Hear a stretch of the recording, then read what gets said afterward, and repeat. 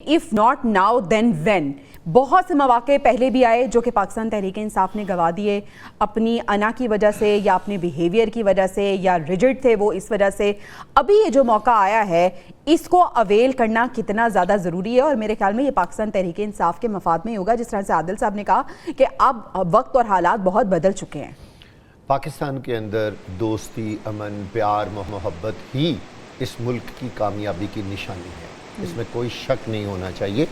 और जो अपने सियासी इख्तलाफात हैं उनको ख़त्म करके भूल कर मेरा ख़्याल है उस धारे में आ जाना चाहिए जिसमें हमारी मुसल्लह अफवाज, हमारे तमाम सियासतदान, पूरी पब्लिक और पूरा पाकिस्तान जिसमें शामिल है। उसकी वजह क्या है? इस वक्त देखिए हमारे मुल्क के साथ हमारा दुश्मन मुल्क हमारे ऊपर हमला करने की तैयारियां कर रहा है। ये बिल्कुल नहीं भूलना चाहिए किसी को भी कि शायद भारत इसके बाद कभी ऐसी हरकत नहीं करेगा। नहीं, दुश्मन से हर वक्त आगाह रहना चाहिए। और आप लोगों ने मोदी की तकरीरें सुनी हैं, वो आज भी कहता है कि मैं दोबारा करूंगा और मैं इस बात को ख़त्म नहीं होने दूंगा। क्यों? उसको ज़ख्म बहुत गहरा लगा है। मैं आपको बताऊं, अब ये वो वक्त है कि पीटीआई अपने आप को वर्सेस एस्टेब्लिशमेंट ना बनाए। ये मत समझे कि फौज कोई उनकी दुश्मन है, हरगिज नहीं। मेरा यकीन है और सबका यकीन होना चाहिए, फौज सबके लिए मुकद्दम है, सबको उतनी ही उससे मोहब्बत होनी चाहिए। और पीटीआई को भी फौज की इज्जत एहतराम में हर हाल में ज़रा भी कमी नहीं लानी चाहिए। आए मेज़ पे बैठें, उसमें पीपल्स पार्टी हो, उसमें नून लीग हो। अगर पीटीआई चाहती है कि नहीं जी इस्टेब्लिशमेंट को भी हमारे साथ बैठ के बात करनी चाहिए, इसमें भी कोई मुज़ायका नहीं है, वो भी बैठ जाएं। मैं अक्सर लोगों को कहता होता हूं कि इस्टेब्लिशमेंट और फौज हम में से है, हमारे बेटे हैं, हमारी बेटियां हैं, वो कोई और लोग तो नहीं है, वो पाकिस्तानी हैं। पहले वो पाकिस्तानी हैं, फिर वो फौजी हैं। भाई हम लोग क्यों उनको अलहदा? एस्टेब्लिशमेंट जी वो फौजी है, नहीं भाई वो पाकिस्तानी है, पहले वो पाकिस्तानी हैं। उनको पाकिस्तानियों वाली मोहब्बत दें, वो हमारे रखवाले हैं, उन्होंने इस मुल्क को बचाया है। और उनके साथ एक टेबल पर बैठना पीटीआई के लिए इस वक्त इतना अहम मौका है। और आज जिस तरह वजीर आज़म पाकिस्तान ने यकीन जाने, मैं हैरान हो गया हूं कि उन्होंने पूरी असेंबली के सामने, देखें उन्होंने चंद लोगों के सामने ये बात नहीं की, उन्होंने असेंबली के फ्लोर पर आज जो ऑफर की है कि आए और सब लोग बैठें। देखें अब इस बात को अगर इशू बना के बहुत कुछ नहीं है। खाकवानी साहब, ये जो ऑफर पीएम साहब ने दी है पाकिस्तान तहरीक इंसाफ को, इस ऑफर को कबूल करके पाकिस्तान तहरीक इंसाफ को चीज़ें भुला के आगे बढ़ना चाहिए, मुज़ाकरात होने चाहिए। ये जो मुज़ाकरात की बातें हो रही हैं एक बार फिर से ये हवा का झोंका ही साबित होंगी।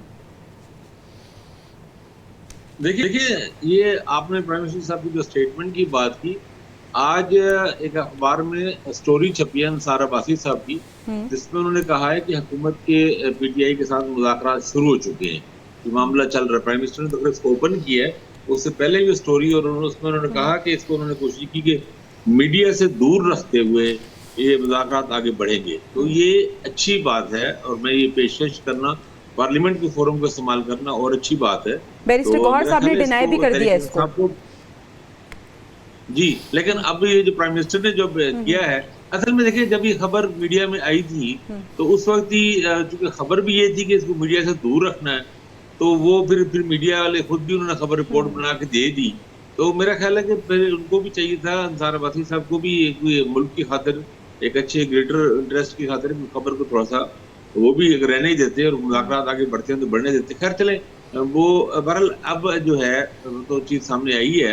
अपन इसकी वो ज़ाहिर पीटीआई इसमें रिस्पॉन्स तो ले करेगी, मेरा ख्याल है पॉजिटिव होगी। और वो ये जानना चाहेंगे कि क्या आगे क्या कंडीशन क्या है, क्या नौयत है। उसके लिए कमेटी मेरे ख्याल बना देनी चाहिए इनको, दो रुकनी दोनों तरफ से दो तीन लोग हों, और कोशिश करें उसमें ख्वाजा से जैसे लोग ना हो, उसमें ऐसे मुतअद्दिल लोग हों जिनके साथ आगे बात हो सके। तो मामला आगे बढ़ना चाहिए, हुकूमत को अपना रवैया बदलना चाहिए और अपोजिशन को भी, खासतौर तहरीक इंसाफ को भी, अपोजिशन उन्हीं का मैं बात कर रहा हूँ, उनको भी बदलना चाहिए। बिल्कुल ठीक है, ये जो पाक इंडिया जो जंग हुई है, अब उसके बाद का ये पोस्ट वार सिनारियो ये डिजर्व करता है, इस बात में मुतकाजी है कि मुल्क में स्टेबिलिटी पैदा हो।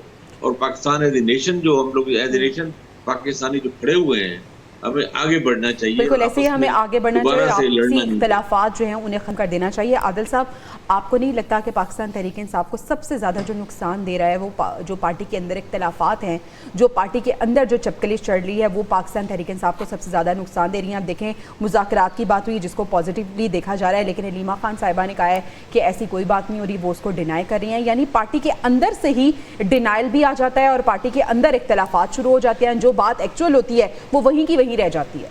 देखिए, हलीमा खान साहबा जो है वो इमरान खान के तर्जुमान के तौर पर किरदार अदा करती है, और आपको देखा है कि जिस तरह से उनके ख़िलाफ़ जो है वो पार्टी के अंदर आवाज़ें उठ रही हैं कि वो एक तरफ उनके बारे कहा जाता है कि वो उनका सियासत से कोई ताल्लुक़ नहीं, और दूसरा वो पार्टी के जो मामलात है उसमें इंटरफेयर करती हैं।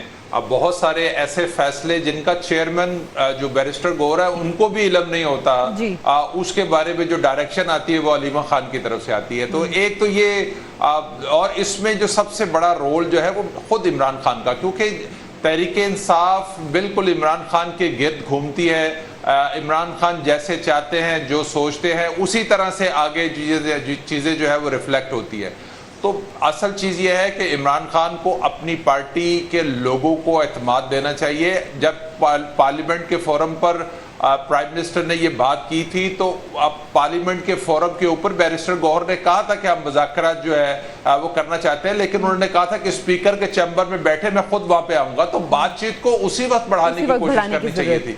अब होता यह है कि आपके पास कोई आपसे कोई बात करता है तो आप कहते हैं पहले हम इमरान खान से पूछ लें, और इमरान खान जो है वो बिल्कुल अलग माइंडसेट में होते हैं। अथॉरिटी नहीं है, इसी वजह से उनकी बात में कोई कन्विक्शन भी नहीं है, क्योंकि हर फैसला तो इमरान खान साहब ने करना होता है। वाक़ई साहब, आपको लगता है कि अगर मुज़ाकरात सूदमंद साबित हो जाते हैं तो बानी पीटीआई की रिहाई मुमकिन नज़र आ रही है मुस्तक़बिल करीब में आपको?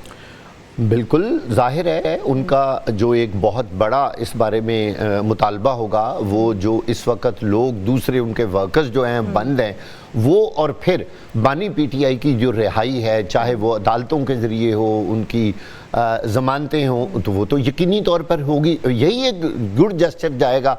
और जो भी कोई टर्म्स और कंडीशन इसमें तय होती हैं, असल में पीटीआई चाहती है कि इसमें जो मेन किरदार है या जो एक शहादत जो देने वाली पार्टी है वो है इस्टेब्लिशमेंट, यानी वो अपना अंगूठा लगाए वहाँ पे, फिर हमें यकीन आएगा कि ये सारा कुछ ठीक हो रहा है। लेकिन प्रॉब्लम यहाँ ये आ रही है कि इस्टेब्लिशमेंट बार बार ये कह रही है कि हमें सियासी सिस्टम का हिस्सा ना बनाया जाए। आप बराह रास्त पॉलिटिशियंस के साथ जो है वो मुज़ाकरात करें। अच्छा, पीटीआई को इस चीज़ पे यकीन नहीं आ रहा, वो ना नून लीग ना पाकिस्तान पीपल्स पार्टी पर एतमाद करने को तैयार है।